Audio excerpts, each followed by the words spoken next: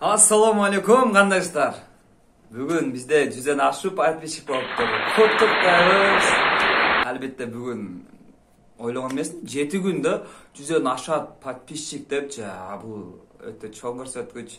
Мен үчүн, башкаларды билбейм, мен үчүн өтө чоң. Мен мындай ойыма деле келген эмес.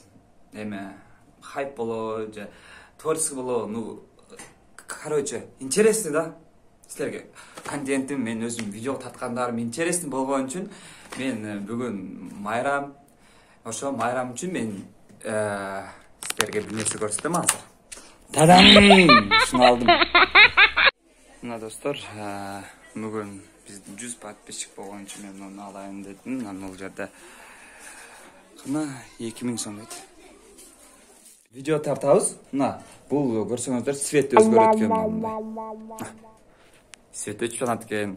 Мен өз өмүрү иштеткен эмесмин, өмүр тартам деген деле эмесмин. Мына өтө сонун экен, аябай. Мына ар кыл светтер бар экен. Эми буну иштетем билбейм, бирок ушундай негизинен.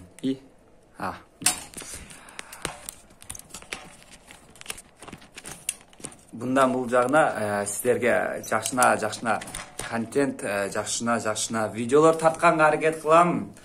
Анда эмесе бизден алыстабаңыздар. Эгерде подписчигиңиз 1000ден ашкан болсо, ырчылыкты таштап блогерликке өтүп кетем. А что, так можно было, что ли? Ошондуктан кийин менин ырларым жакпаса кеттик. Подписка болобуз. Анан кийин 1000ден ашат, анан биз блогер болобуз. Вот, мени кандай көрүштү каалайсыздар? Блогер жакшыбы же рэпер, же ырчы, же бичи, кандай мисалы, же бизнесменби? Ойлоруңузду жаза кетиңиздер. Ким мага подписка болгон болсо, хуниктер, азаматсыңар. Силер эң хуник.